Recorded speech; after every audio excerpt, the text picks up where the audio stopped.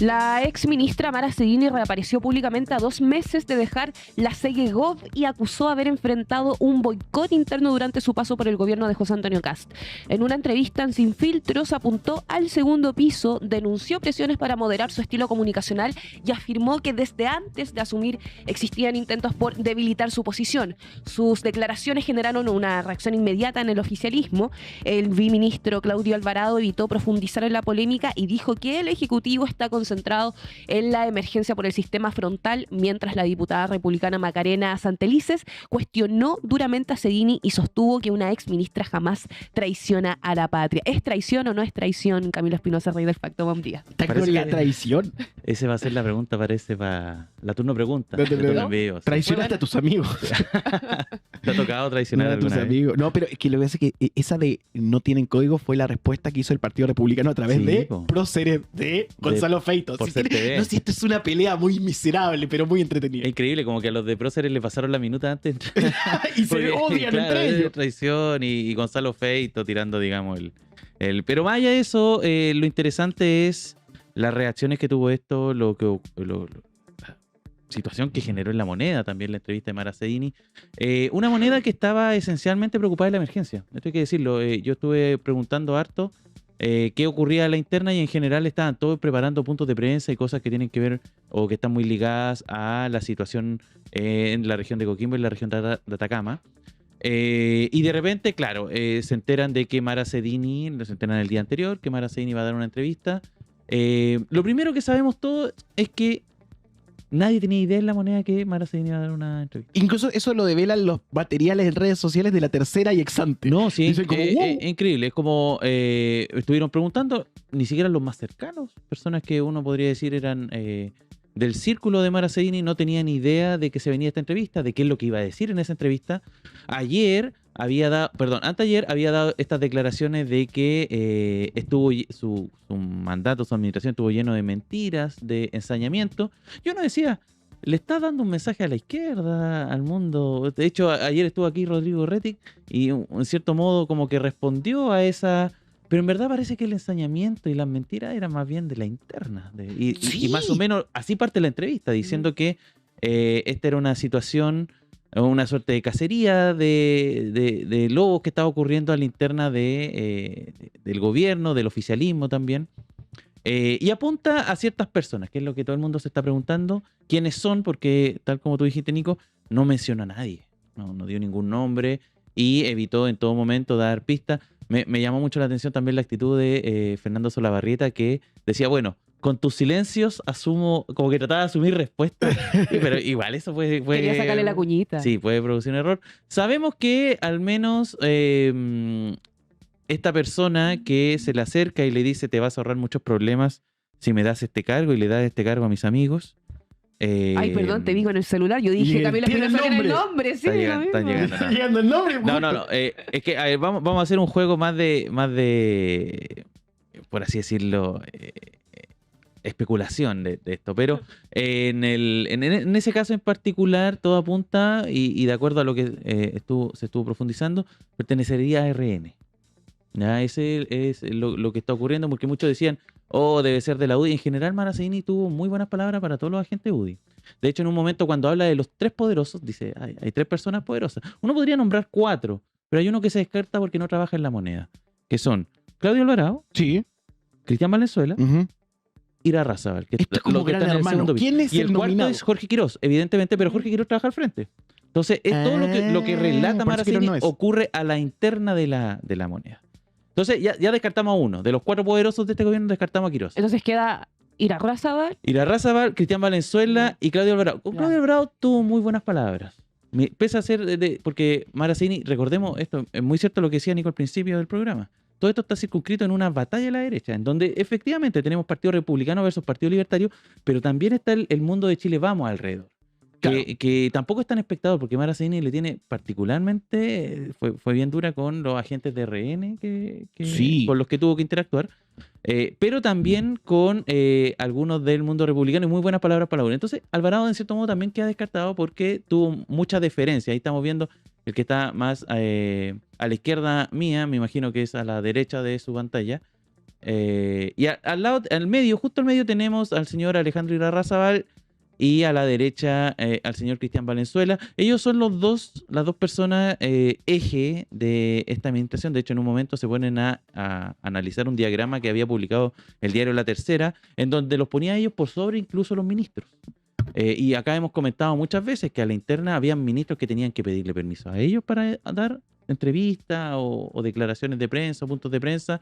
Ellos eran quienes articulaban. Uno es el encargado de los contenidos y el otro es el encargado del relato. Así está distinguido. Hay tensiones entre ellos. Tampoco es que sean exactamente lo mismo. Si tuvieras que ponerle un concepto a cada uno, ¿cuál sería la diferencia comunicacional? Es difícil porque esto muchas veces tiene que ver con relaciones que van más allá de lo político. ¿Ya? Son a veces relaciones y redes de amistad. Por ejemplo, sabemos que el presidente del Partido Republicano, el señor Esquela, tiene bronca también con el señor Irarrázaval. Entonces no es como que se lleven de la mejor forma, pese a que los dos son parte del mundo del Partido Republicano y no son exactamente lo mismo. ¿Qué es lo que dijo Mara Seguini? Mara Seguini dijo, se me acerca uno de estos poderosos y me dice ella le dice que le plantea una serie de ideas, que quería hacer muchas cosas en la vocería y qué sé yo. Y él le dice, Mara, este es el gobierno de los fomes. Y Mara Seguini le responde, pero si yo no soy así, yo no soy fome, soy entretenida. Curiosa también la imagen que tiene ella de sí misma. Pero ahí le responde este poderoso, eres actriz, actúa. A mí lo que me dicen es que esa misma frase... Actúa es pesado. Eres actriz, actúa. A mí me dicen que esa frase en particular se dijo en esa pelea que hubo entre... a mí me dicen que en esa discusión, una discusión que al menos lo que ha trascendido desde fuentes internas de La Moneda, es que fue a los gritos. Nosotros lo comentamos acá, nos costó chequearla, pero ya hay algunas fuentes que nos dicen que efectivamente esa pelea ocurrió y que en esa pelea se dijo esa frase de los poderosos, perdón, de que eres actriz, actúa. Y se dijo fuerte, con vehemencia.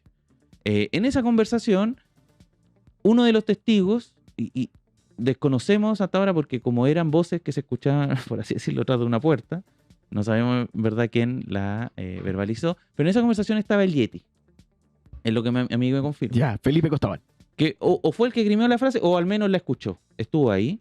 Y el otro estaba también ahí, Cristian Valenzuela. Ahora, a mí lo que me dicen es que hubo un momento en la administración Seguini, cuando ya se habían mandado varias, digamos, embarradas comunicacionales, es que le sueltan la mano. En algún momento trabajaba muy de la mano con el segundo piso Mara Seguini, en general estaba muy respaldada, ellos eran los que coordinaban los puntos de prensa, y en algún momento digamos, los puntos de prensa de Mara Seguini se empezaron a hacer solos, y los asesores, el más visible de ellos, Cristian Valenzuela, hablaba directamente con la prensa. Se saltaba Seguini, digamos, se plantea, además me lo dijeron al menos con esas palabras, que le hicieron la cama, de algún modo, a Mara Seguini, en jerga futbolística, y que además en esa misma estructura pasaba que al menos dentro de La Moneda se le veía mucho más a Cristian Valenzuela operar y que Irarrázaval era más bien reservado, estaba en la reunión y todo, pero que no necesariamente si él decía algo se veía para el resto, entonces era más bien secreta y en general hubo reuniones en las que el resto de los funcionarios y qué sé yo nunca tuvieron acceso, entonces no sale de ese círculo, me parece la conversación de esta frase a quien está echando al agua Mara Seguini. O es Alejandro Irarrázaval o es Cristian Valenzuela. Son dos de los, tal como dijimos acá, de los agentes más poderosos de este gobierno. Yo creo que eso, y sumado a, que yo creo que también es grave, ella dice, y con esto quiero como darle un cierre, ella dice que a ella le pasaron un papelito que decía que Galvarino Pablaza estaba condenado, que ese papelito también se lo pasaron del segundo piso de La Moneda. Y misma idea de presidencia es el segundo piso. Es decir, o ese papelito se lo pasó Irarrázaval o se lo pasó Cristian Valenzuela. Y ella lo leyó tal cual. Y a mí, y en general, toda la entrevista, cada vez que iba avanzando, la vi completa ayer, siempre me dio la sensación, primero, lo que está describiendo Mara Seguini en general es política.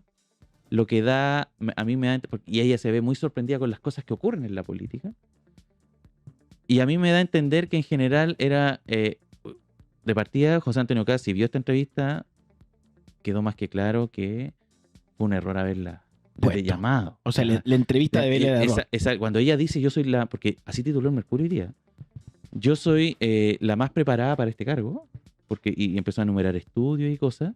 Todo lo que dijo ayer daba cuenta que estaba cero preparada para este cargo. O sea, no era el lugar para hacer la que entrevista. no solamente desconocía los códigos propios de la política, que es algo que también le están sacando mucho en cara ahora, porque también se considera una violación del código, si es que existe algo como eso, el haber dado esta entrevista y haber, digamos, filtrado toda esta información que estuvo dando en la entrevista de ayer, sino que también desconoce sus propias funciones. Porque en algún momento, cuando habla de Mochati, a ella la llevaron a Contraloría por estas publicaciones que decían el gobierno de los... ¿De quién quiebra? El gobierno en quiebra. Y ella se desmarca y dice, yo no lo publiqué, yo no lo publiqué, yo nunca lo sí. dije.